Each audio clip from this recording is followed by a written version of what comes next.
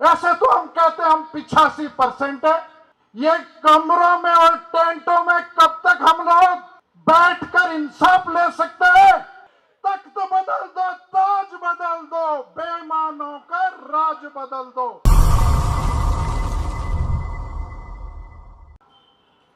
संकल्प दिवस के शुभ अवसर पर दिल्ली के ऐतिहासिक अंबेडकर ग्राउंड में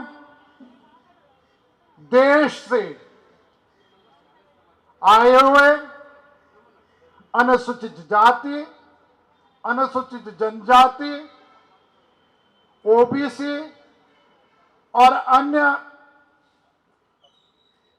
माइनॉरिटी, जिसमें मुस्लिम समाज के लोग, सिख समाज के लोग, फारसी समाज के लोग की इतनी बड़ी तादाद में, क्योंकि आज का दिन वो दिन है जिस दिन बाबा साहब अंबेडकर पूरे रात रेलवे स्टेशन के बाहर एक पेड़ के नीचे रोते रहे।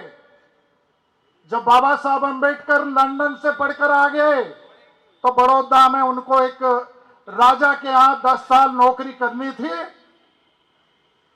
तो जब बाबा साहब वहां पहुंचे तो उनको कहीं किराए पर कमरा नहीं मिला। तो बाबा साहब एक पारसी धर्मशाला में रुके और जब उस पारसी को पता चला कि बाबा साहब अंबेडकर अछूत है, तो जब तक बाबा साहब अंबेडकर अपने आवास पर आते तो देखते उनका सामान रोड पर फेंक दिया। मैं आज पूछना चाहता हूं आप लोगों से, ऐसे तो हम कहते हैं हम 85% है। ये कमरों में और टेंटों में कब तक हम लोग बैठकर इंसाफ ले सकते हैं? ये देखिए, किसान आंदोलन का मैं फाउंडर सदस्य हूं। जब कुरुक्षेत्र के अंदर काम्बोज धर्मशाला के अंदर 250 संगठन, जैसे आज 500 संगठन बैठे हैं, ऐसे ही मुझे गुरु नानक सिंह चडोनी जी ने हरियाणा से, उत्तराखंड से बुलाया था और 2 दिन तक हम बैठे रहे। और उस दिन, दूसरे दिन ये तय हुआ कि अंदर बैठ के कुछ नहीं होने वाला, चलो दिल्ली को कूच करते हैं। और दिल्ली का और नजारा केवल ये देश नहीं, पूरी दुनिया देख चुकी है।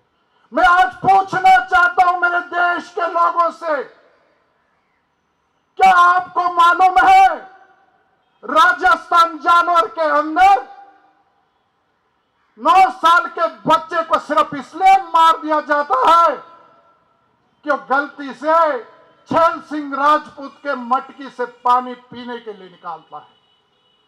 और मैं पूछना चाहता हूं आज आपसे, ऐसे तो हम भाईचारे की बात करते हैं। बहन बिल्किस बानो गुजरात की, जिनके पूरे परिवार को कत्लेआम कर दिया, वो बहन कैसी बैठी हो गई आज?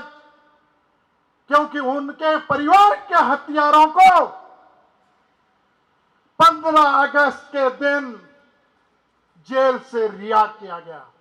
और जब वो जेल से रिहा हो रहे थे, हमारे देश के नौजवान साथियों, तो किस तरीके से फूल मालाओं से स्वागत हुआ। जब इंद्रेश मेघवाल की हत्या हुई तो जालौर में गया। इस कार्यक्रम से पहले राजस्थान में एक मीटिंग हुई है, उस मीटिंग में हम लोग थे। उस दिन हमने प्रस्ताव लाया कि दिल्ली में जाकर हम लोग सबको जोड़ने का काम करेंगे। और अब वो समय आ गया साथियों, केवल बंद कमरों में बैठकर और टेंट लगाकर हम ना तो बिल्किस बानो के परिवार के हत्यारों को दोबारा जेल के सलाखों के पीछे डाल सकते हैं, और ना ही छैल सिंह राजपूत वो छूट जाएगा जेल से। मैं बताना चाहता हूं आपको, जब तक हम लोग दिल्ली के अंदर जंतर मंतर पर अनिश्चितकालीन धरने पर नहीं बैठते हैं, संसद भवन नहीं घेरते हैं, और अभी 10 दिन पहले उत्तराखंड के अंदर एक सामान्य जाति की लड़की अपने मर्जी से एक लड़के के साथ में शादी कर लेती है और जगदीश कुमार उसका नाम है, 2 बार विधायक का चुनाव लड़ चुका है। अभी 10 से 15 दिन नहीं हुए तो जब वो शादी की खबर उनके परिवार को लगती है तो उसको रात को बुलाया जाता है और हथौड़े से मार मार कर उसकी हत्या की जाती है। मैं आपसे पूछना चाहता हूं किस तरीके से उनको इंसाफ मिलेगा। मेरी आपसे अपील, यदि हमको इनको इंसाफ दिलाना है तो किसान आंदोलन की तरह हमको आज ये प्रतिज्ञा लेनी पड़ेगी, क्योंकि ये बहुत ऐतिहासिक पवित्र जगह है। बाबा साहब अंबेडकर ने ये जो सबसे पहला देश का पहला अंबेडकर भवन है और सबसे पहली देश में सबसे पहली प्रतिमा इसी अंबेडकर भवन में दिल्ली में लगी। आज हमको और आपको ये प्रतिज्ञा लेनी पड़ेगी कि इन तीनों को कैसे इंसाफ मिल सकता है। पहले जो जालौर में 9 साल के बच्चे को मारा, छैल सिंह राजपूत बहुत जल्दी जेल से बाहर आने वाला, मैं बताना चाहता हूं। यदि हम सतर्क नहीं हुए, क्योंकि उसी स्कूल का प्रधानाचार्य दलित समाज का बना दिया था तुरंत।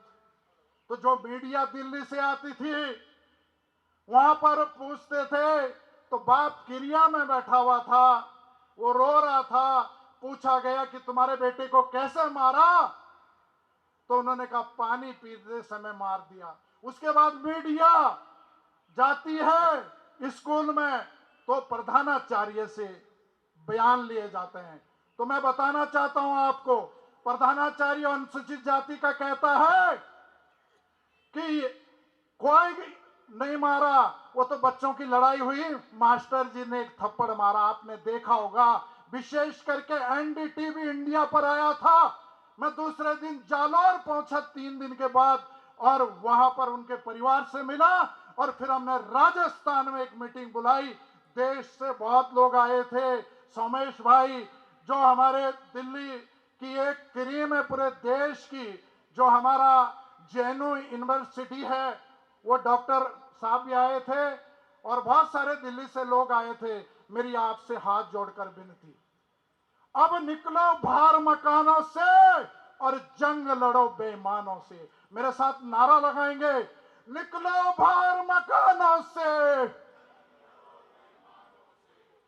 ये केवल हम लोग हो सकता है, इतने दूर दूर से लोग आए हैं। अगर हम इस ऊर्जा के साथ में नारा लगाएंगे तो मुझे लगता है फिर ना इन तीनों को किसी भी तरीके से इंसाफ नहीं मिलेगा। एक बार जरा जोर से नारा लगाएंगे, निकलो बाहर मकानों से, निकलो बाहर मकानों से। तख्त बदल दो, ताज बदल दो, बेईमानों का राज बदल दो। अब अंत में बाबा साहब द्वारा एक शायर के माध्यम से अपनी बात यहीं पर समाप्त करूंगा और मैं धन्यवाद देना चाहूंगा। इतनी मूसलाधार बारिश, पूरा दिल्ली पानी पानी हुआ है। आप लोग इतनी दूर दूर से कल से ही पहुंच चुके थे। आप सबका बहुत बहुत धन्यवाद। और अपनी बात को समाप्त करने से पहले बाबा साहब ने ये शायर दिया है, ये इसको जरूर सुन के जाना। पौधों पर फूल यदि सुहाने नहीं आते तो भौरे भी साथियों खुशबू चुराने नहीं आते। अरे कह गए बाबा साहब डॉक्टर भीमराव अंबेडकर, अरे खुद करो अपनी हिफाजत, बुज़दिलों को तो फरिश्ते भी बचाने नहीं आते, नहीं आते। जय भीम, नमो बुद्धाय, जय भारत।